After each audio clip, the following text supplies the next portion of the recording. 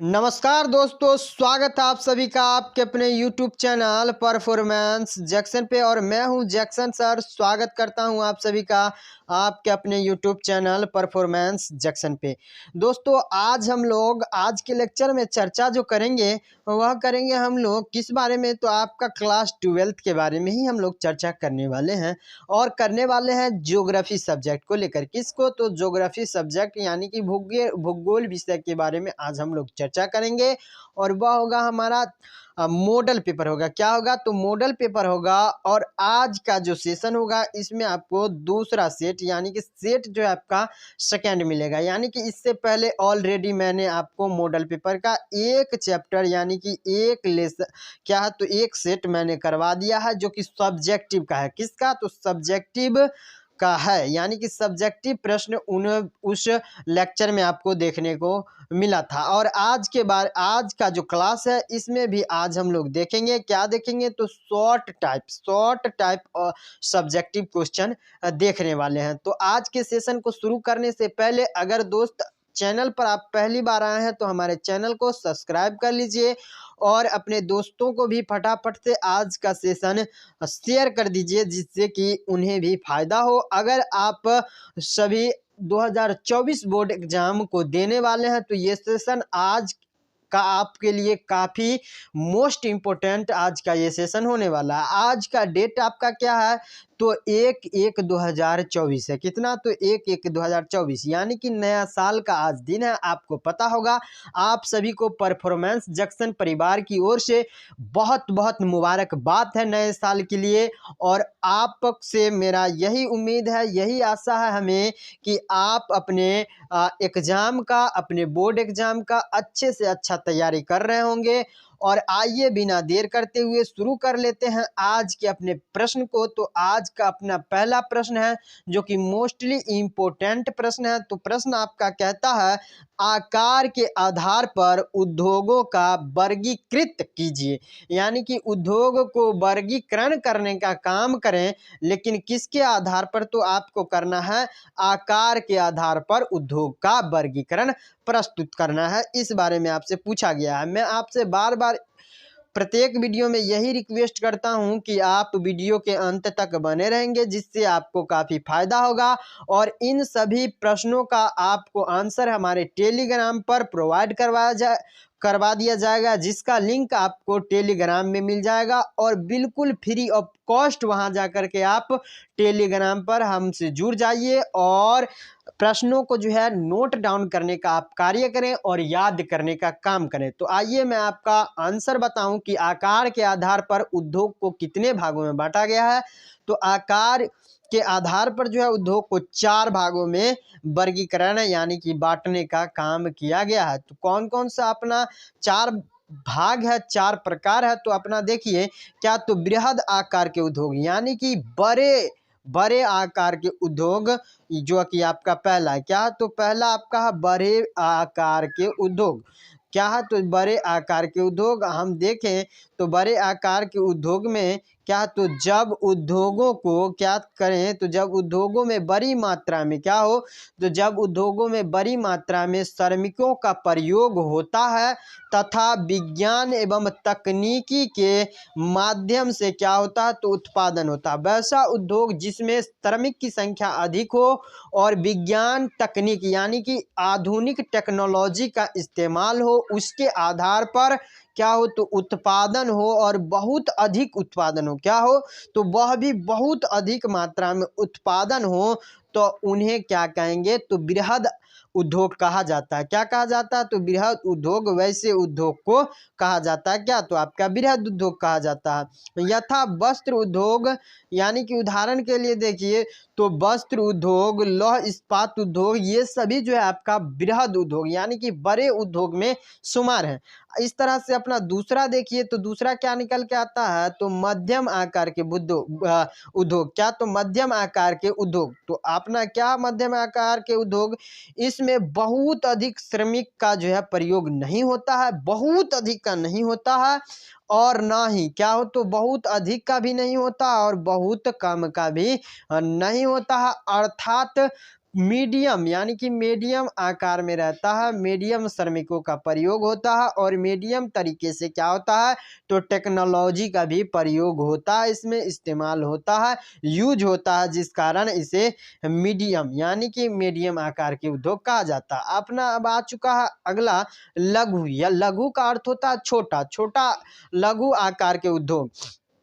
तो लघु आकार के उद्योग में देखें हम तो क्या समझ में आता है अपने को, तो लघु आकार के उद्योग बहुत छोटे होते हैं जिसमें बहुत कम व्यक्तियों की आवश्यकता होती है। क्या होती है तो बहुत कम व्यक्ति की आवश्यकता होती है लघु उद्योग के चलाने के लिए, और लघु उद्योग में उत्पादन करने के लिए बहुत कम लोगों की आवश्यकता होती है, जिन्हें ज़्यादातर परिवार के सदस्य मिलकर ही चलाते हैं। क्या करते हैं तो लघु उद्योग में परिवार के सदस्य मिलकर ही चला लेते हैं और लघु उद्योग को, जिसमें पूंजी भी बहुत कम लगाई जाती है। क्या की जाती है यानी कि पूंजी भी कम लगाई जाती है, उत्पादन भी कम होता है और इसमें व्यक्तियों का क्या होता है तो कम खर्च होता है। क्या होता है तो बहुत कम लगाई जाती है। इसे तैयार माल यानी कि लघु उद्योग में जो तैयार माल होता है वह स्थानीय बाजार को उपलब्ध होने लगता है, यानी कि स्थानीय यानी कि नज़दीकी बाजार में ही उपलब्ध हो पाता है। क्या हो पाता है तो नज़दीकी बाजार में ही उपलब्ध हो पाता है। आगे देखिए चौथा निकल के आता है अपना कुटीर उद्योग। कौन सा उद्योग आता है कुटीर उद्योग। चार प्रकार में बांटा गया है, तो अपना क्या है तो कुटीर उद्योग है। कुटीर उद्योग किसे कहेंगे तो कुटीर उद्योग जो होता है वे उद्योग होते हैं जिन्हें श्रमिक अपने घरों पर ही स्थापित कर लेते हैं। क्या करते हैं तो श्रमिक जो है अपने घरों पर ही स्थापित कर लेते हैं। यथा खादी हथकरघा उद्योग, ये सभी जो आपका क्या है तो चमड़ा उद्योग, ये सभी क्या है तो आपका कुटीर उद्योग के अंतर्गत आता है। मैं आशा करूंगा कि पहला प्रश्न तो आपको बेसिकली काफ़ी अच्छे से समझ में आ गया होगा। अब हम देखते हैं अपने नेक्स्ट प्रश्न को, जो कि अपना नेक्स्ट क्वेश्चन है। दूसरा प्रश्न, जो प्रश्न कहता है जनसंख्या के वितरण को प्रभावित करने वाले 4 भौगोलिक कारकों के नाम लिखना। आपको कितना तो 4। जनसंख्या प्रभावित का अर्थ होता है कि जनसंख्या को रहने में कौन कौन सा चीज जो है प्रभावित करता है, कौन कौन सा कारक आपको प्रभावित करता है, इसके बारे में 4 कारकों का उल्लेख करना है। तो जनसंख्या के वितरण को यानी कि बंटवारा को, अलग होने को प्रभावित करने वाले 4 कारक जो है आपका 4 भौगोलिक कारक आपका निम्नलिखित इस प्रकार दिया गया है। जो कि आगे देखिए तो क्या दिया गया है तो निम्नलिखित इस प्रकार दिया गया है। क्या दिया गया है उसे देखने का हम प्रयास करेंगे। तो क्या निकल के आता अपना निम्नलिखित रूप से इस प्रकार दिया गया। तो अपना है जलवायु। जलवायु आपको मुख्य रूप से जनसंख्या वितरण को प्रभावित करता है। और नदी जो है आपका और औद्योगिक विकास, नदियाँ और औद्योगिक विकास भी, और क्या है तो खनिज और ऊर्जा संसाधन और स्थलाकृति यानी कि भूमि का बनावट भी आपको क्या करता है तो जनसंख्या वितरण को प्रभावित करने में 4 आपका भौगोलिक कारक हो सकता है। ये आप याद रखेंगे तो आपके लिए काफ़ी लाभदायक हो सकता है। आगे देखिए तो अपना मोस्टली इम्पोर्टेंट प्रश्न आ चुका है आपके स्क्रीन पे, जो कि नेक्स्ट क्वेश्चन है। ये प्रश्न कहता है तीसरा, कृषि योग्य व्यर्थ भूमि से आप क्या समझते हैं। क्या अर्थ है पहले प्रश्न का, कृषि योग्य जिसमें कृषि किया जा सकता है लेकिन वह क्या हो तो व्यर्थ हो यानी कि बेकार हो, वैसे भूमि से आप क्या समझते हैं। तो आइए हम देखने का प्रयास करें कि कृषि योग्य व्यर्थ भूमि से आप क्या समझेंगे। तो अपना आंसर निकल के आ चुका है। आंसर अपना कहता है कृषि योग्य व्यर्थ भूमि वह भूमि है जो पिछले 5 वर्षों तक या अधिक समय तक प्रति या कृषि से रहित है, यानी कि कृषि से रहित हो, क्या हो तो प्रति हो या फिर कृषि से क्या हो तो रहित हो, जिस पर कृषि कार्य नहीं किया गया हो, इस संवर्ग में सम्मिलित की जाती है, यानी कि कृषि योग्य व्यर्थ भूमि में शामिल की जाती है। कहने का अर्थ यह है कि वह भूमि कृषि योग्य तो थी, यानी कि उस पर पहले कृषि होती थी, लेकिन पिछले 5 वर्षों से किसी भी कारणवश उस भूमि पर कृषि कार्य नहीं की जाती है, वैसे भूमि को हम क्या कहेंगे तो कृषि योग्य व्यर्थ भूमि कहेंगे।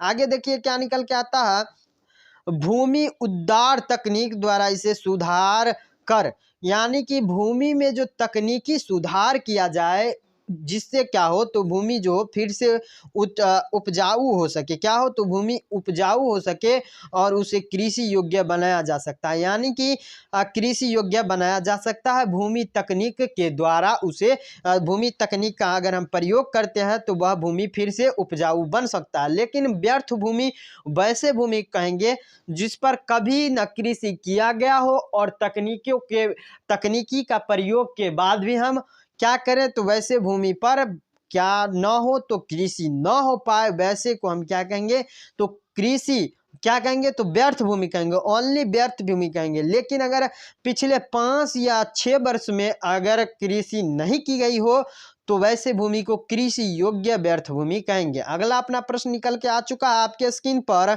आकार के आधार पर नगरीय बस्तियों को वर्गीकृत कीजिए। पहले उद्योग को आकार के आधार पर तो कर चुके हैं, अब नगरीय बस्तियों को करना है आकार के आधार पर। तो आइए देखते हैं अपना आंसर क्या निकल के आता है। आंसर आपका प्यारे बच्चों आपके स्क्रीन पे आ चुका है।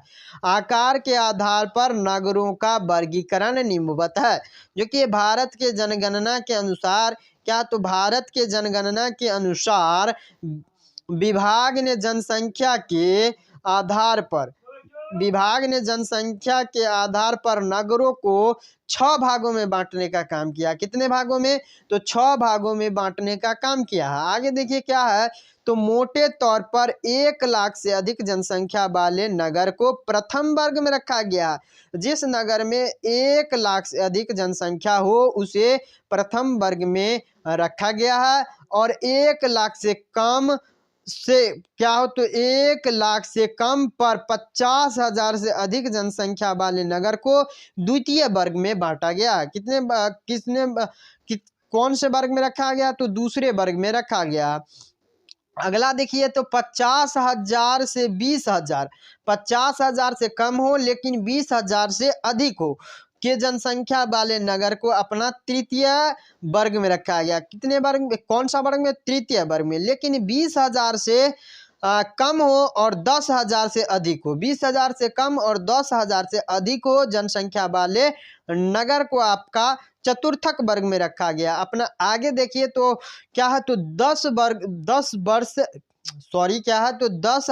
से कम होना चाहिए, 10,000 से कम होना चाहिए पर 5,000 से अधिक होना चाहिए। मैं आपको बता दूं कि 10,000 से कम लेकिन क्या तो आपका बोला गया 5,000 से अधिक होना चाहिए। वैसे नगर को अपना 5वें नगर में रखते हैं। तो फिर से देख लेते हैं एक बार कि 1 लाख से अधिक में हम प्रथम स्थान में रखेंगे। फिर से देखिए 1 लाख से अधिक जिस नगर में जनसंख्या हो पहले स्थान में रखेंगे। दूसरे में हम कितना तो 1 लाख से 50,000 दूसरे वर्ग में, 1 लाख से 50,000, और तीसरे में जो रखेंगे वह रखेंगे अपना कितना तो 50,000 से 20,000। कब तो 50,000 से 20,000। अगला देखिए चौथा क्या निकल के आता है तो चौथा आता है 20,000 से 10,000, 20,000 से 10,000। इस तरह से तो आपको एकदम याद हो ही जाना चाहिए। आगे देखिए तो अपना क्या निकल के आता है तो यहाँ तक आपका निकल के आ चुका है 10,000 से यहाँ पे 5 होगा, क्या होगा तो 5वां वर्ग में जिसको हम रखेंगे उसमें कितना जनसंख्या होना चाहिए तो 10,000 से 5,000। कितना 10,000 से 5,000। आगे देखिए क्या निकल के आता है तो 5,000 से कम कितना तो अपना 5,000 से, यहाँ देखिए आप 5,000 से कम जनसंख्या वाले नगर को 6वें वर्ग, और 6वां में आएगा अपना क्या तो 6वां में आएगा जिसमें 5,000 से कम जनसंख्या हो उसे हम 5वें वर्ग में रखेंगे। यहाँ तक तो आपको मोस्टली आप अच्छे से समझ पाए होंगे जिस तरह से मैं बताने का प्रयास किया हूँ। आगे देखिए क्या निकल के आता है माना गया, परंतु 2021 के जनगणना के बाद 2001 के जनगणना के अनुसार जो आपका कि कम से कम कितना तो 75% जो आपका जनसंख्या द्वितीयक, तृतीयक या चतुर्थक क्रियाकलाप में क्या होता लगा होना चाहिए।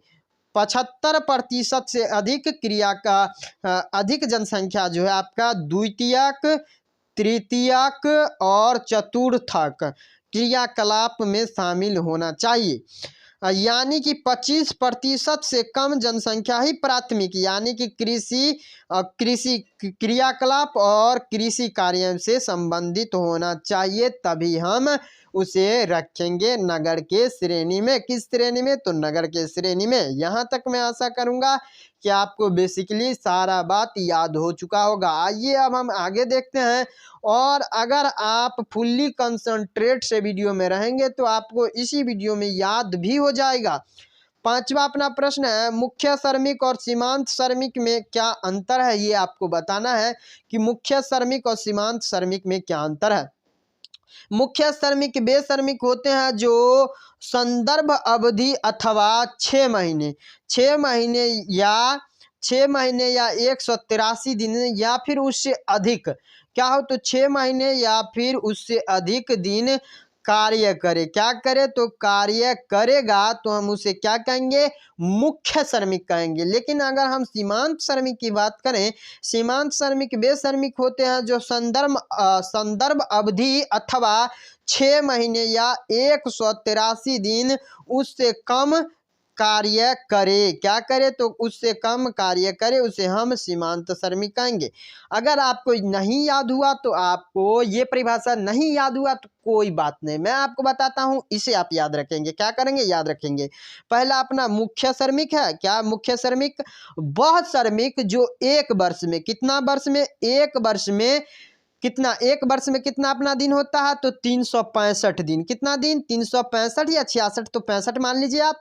365 दिन में कम से कम 183 दिन से 183 दिन से प्लस, यानी कि 183 दिन या फिर उससे अधिक जो श्रमिक काम करेगा उसे हम क्या कहेंगे? तो मुख्य श्रमिक कहेंगे। बेसिकली आपको यहाँ तक याद हो गया होगा। क्या हुआ? जो एक वर्ष में एक वर्ष में 183 दिन या फिर इससे अधिक जो श्रमिक काम करेगा उसे हम मुख्य श्रमिक कहेंगे। लेकिन अपना सीमांत श्रमिक आता है। क्या आता है? सीमांत श्रमिक। ये सीमांत श्रमिक जो है ये एक वर्ष में कम से कम क्या हो तो 183 दिन 183 दिन या फिर इससे कम 183 दिन या फिर इससे कम दिन वर्ष में अगर जो श्रमिक काम करता है उसे हम क्या कहेंगे? तो सीमांत श्रमिक कहेंगे और मुख्य श्रमिक कहेंगे। यहाँ तक तो आपको कोई डाउट नहीं हुआ होगा प्रश्नों को समझने में। लेकिन फिर भी आपको कोई डाउट है तो कमेंट बॉक्स में आप हमें बता सकते हैं, आपको प्रत्येक कमेंट का रिप्लाई यहाँ से मिलेगा। आइए देखते हैं अपना अगला प्रश्न, फुटकर व्यापार सेवा को स्पष्ट कीजिए कि फुटकर व्यापार सेवा क्या है। देखने का हम प्रयास करते हैं, जो कि अपना उत्तर है क्या है? फुटकर या खुदरा व्यापार सेवा वह क्रियाकलाप है जिसके अंतर्गत फुटकर या व्यापार सेवा वह क्रियाकलाप है जिसके अंतर्गत उपभोक्ताओं को वस्तु का प्रत्यक्ष विक्रय किया जाता है, यानी कि प्रत्यक्ष रूप से वस्तुओं का विक्रय किया जाता है। अधिकांश क्या होता है? तो अधिकांश जो है फुटकर व्यापार केवल विक्रय के नियत प्रतिष्ठानों और भंडारों विक्रय के नियत प्रतिष्ठान और भंडारों की में जो है संपन्न किया जाता है। क्या किया जाता है? संपन्न किया जाता है। और क्या होता है? यहाँ की वस्तुओं की मांग ग्रामीण लोगों के लिए होती है, ग्रामीण लोगों के लिए होती है। यानी कि कोई फुटकर, यानी कि हम नहीं कहते हैं गांव घर में कि खुदरा व्यापारी है। क्या है? खुदरा व्यापारी है, तो उसे ही हम क्या कहेंगे? फुटकर व्यापार। प्रत्यक्ष रूप से यानी कि हमारे ये मेरा मान लीजिए हम लोगों का घर है, मोहल्ला है, कोई व्यापारी है। क्या है? तो कोई व्यापारी है, यहाँ से ये आया सामान लेकर के और हमें प्रत्यक्ष रूप से यहाँ दिया, हमें खुदरे रूप में प्रत्यक्ष रूप से यहाँ पर हमको दे दिया सामान। क्या किया? तो यहाँ दे दिया, तो इसे हम क्या कहेंगे? तो फुटकर व्यापार कहेंगे। क्या कहेंगे? फुटकर व्यापार कहेंगे। आगे देखिए कि फेरी, रेहड़ी, ट्रक द्वारा द्वार से द्वार, ट्रक और द्वार से द्वार, डाक आदेश, दूरभाष, यानी कि द्वार से द्वार हमारे गेट तक, दरवाजे तक वह व्यापारी हमें ला करके सामग्री को प्रोवाइड करवाए तो उसे हम क्या कहेंगे? तो अपना क्या कहेंगे? फुटकर व्यापार कहेंगे। दूर संचालित विक्रय मशीनें तथा इंटरनेट फुटकर बिक्री के भंडार रहित उदाहरण है। यानी कि भंडार रहित आपके सामने उदाहरण पेश किया गया है। यानी कि इस तरह से आप तो अच्छे से समझ में आ गया होगा आपको कि फुटकर व्यापार क्या है। आइए अब हम अगला प्रश्न अपना देखते हैं, जो कि अपना अगला प्रश्न है, जल विद्युत शक्ति का विकास उत्तर भारत में अधिक है, क्यों हुआ है? आपसे पूछा गया कि जल विद्युत शक्ति का विकास जो है उत्तर भारत में जो है अधिक हुआ है, ऐसा क्यों है? कोई आपको 3 कारण बताना है। यानी कि जल विद्युत का हम जानते हैं कि उत्तर भारत में अधिक विकास हुआ है, लेकिन क्यों हुआ है ये आपको बताना है कि क्यों हुआ है। तो आइए हम देखते हैं कि क्यों उत्तर भारत में ही जल विद्युत शक्ति का अधिक विकास हुआ है, हम उसे देखने का प्रयास करते हैं। तो अपना उत्तर है, जल विद्युत शक्ति का विकास उत्तर भारत में अधिक हुआ है। इसके आपको तीन निम्नलिखित कारण आपको बताए गए हैं कि उत्तर भारत में ही क्यों हुआ। तो पहला अपना, उत्तर भारत की नदियां सदावाहिनी है, जो गहरी संकरी घाटियों से होकर, उत्तर भारत की नदियां जो है गहरी और संकरी नदियों से होकर गुजरती है। क्या होती है? तो गहरी नदियों से होकर के गुजरने का कार्य करती है। दूसरा अपना निकल के आता है क्या, क्या है, तो इस नदी पर जो है बांध बनाना एवं उससे विद्युत का उत्पादन करना काफी सुगम है। आपको पता होगा कि बिजली जो है पानी से उत्पादन की जाती है।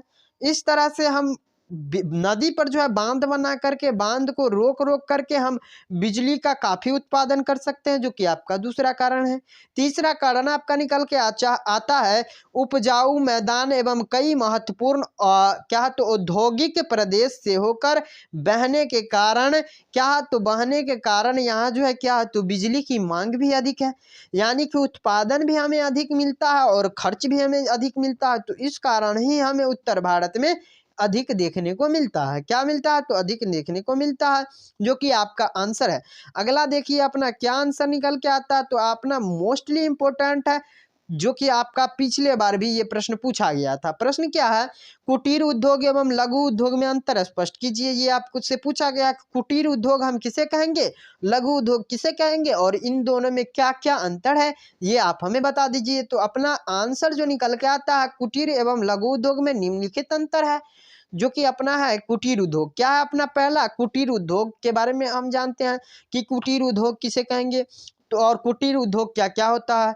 तो मुख्य रूप से देखें तो हम कुटीर उद्योग में क्या होता है, मुख्यतः परिवार के सदस्यों के सहयोग से चलाए जाते हैं। कुटीर उद्योग क्या होता है, तो वह उद्योग जिसे परिवार के सहयोग से चलाया जाता है, ये आपका कुटीर उद्योग का पहला है। दूसरा देखिए, कुटीर उद्योग में मानव के हाथों का ही प्रयोग होता है। कुटीर उद्योग में मानव हाथों का प्रयोग होता है। तीसरा देखिए, कुटीर उद्योग में क्या होता है, तो कुटीर उद्योग जो होता है वह स्थानीय मांग की पूर्ति की दृष्टि से परंपरागत वस्तुओं का उत्पादन करता है।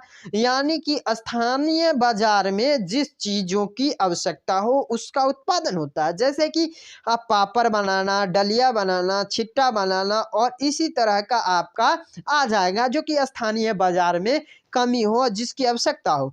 चौथा अपना निकल के आता है, कुटीर उद्योग में कच्चे माल की आपूर्ति जो है स्थानीय होती है। क्या होती है, तो कच्चे माल की आपूर्ति जो है सामान्यतः स्थानीय स्तर पर ही हो जाती है।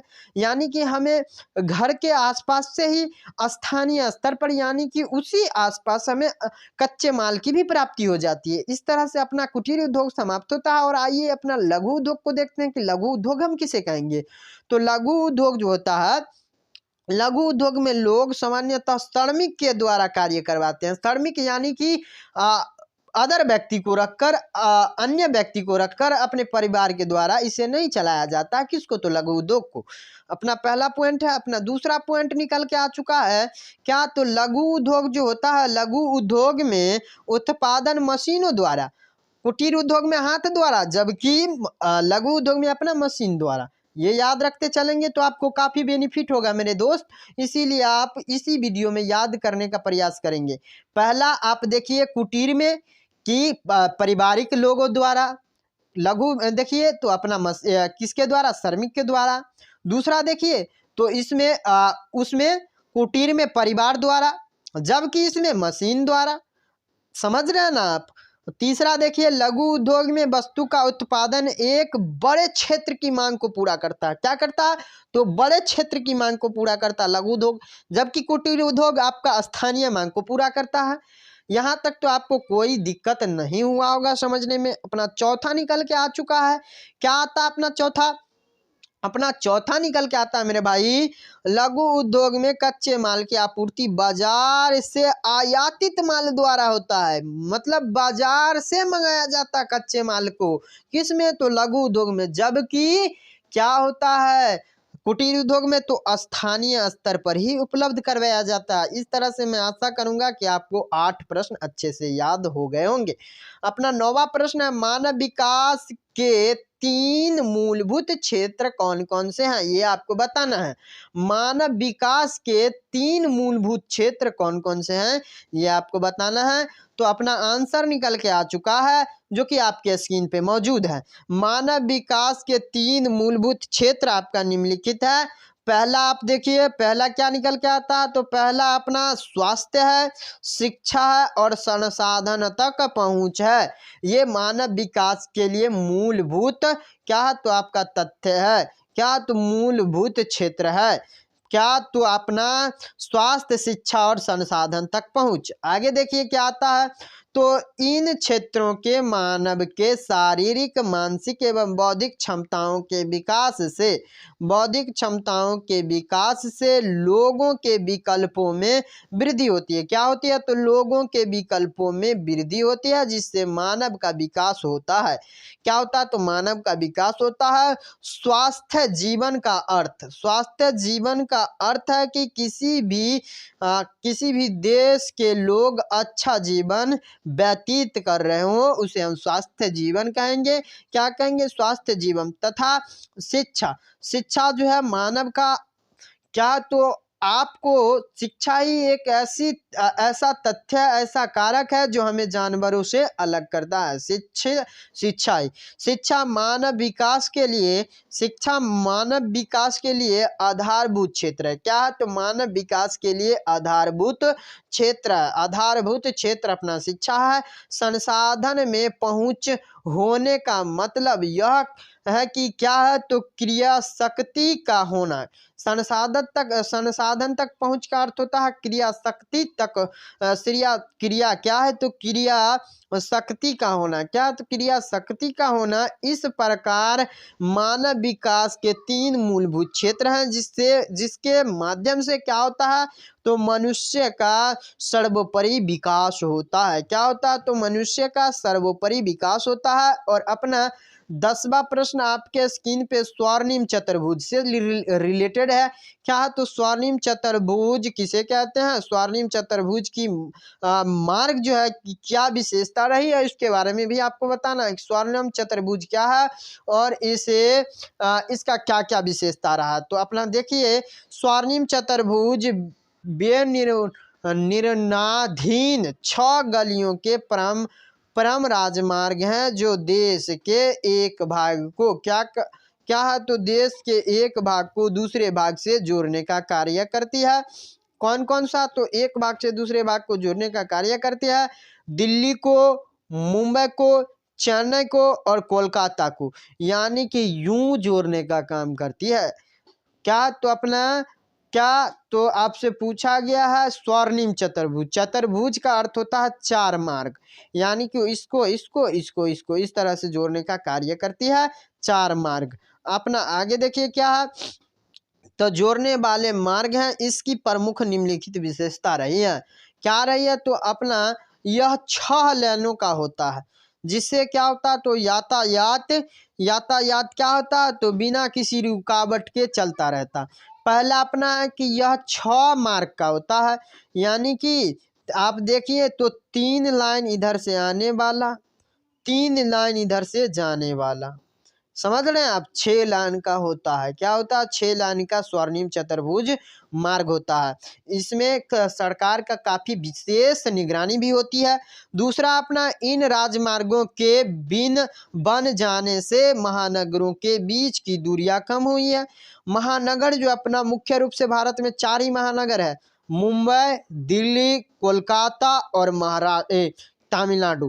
मूल रूप से यही है चारों, तो चारों का जो है आपका बीच का दूरी कम हुआ है। अपना तीसरा है क्या अपना तीसरा है, इन्हें बनाने का उत्तरदायित्व जो किसके पास है? तो राष्ट्रीय और महामार्ग प्राधिकरण को दिया गया। किसको?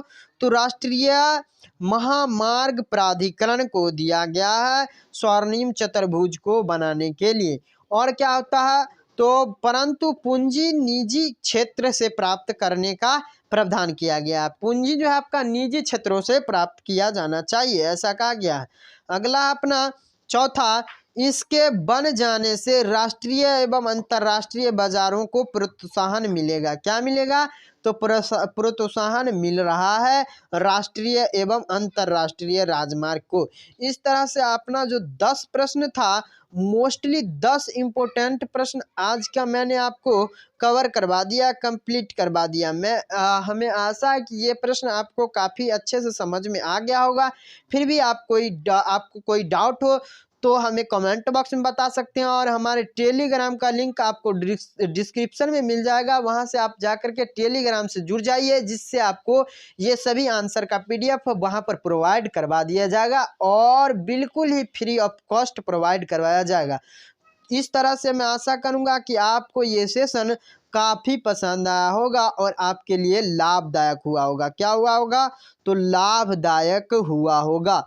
अगर थोड़ा सा भी आपको ये वीडियो मदद पहुंचाता है तो आप हमारे चैनल को ज़रूर सब्सक्राइब कर लीजिए, क्योंकि इस तरह का हेल्पफुल वीडियो मैं आपके लिए लाता रहता हूं। मिलते हैं अगले वीडियो में, तब तक के लिए बेस्ट ऑफ लक। धन्यवाद, थैंक यू सो मच। जय हिंद, जय भारत।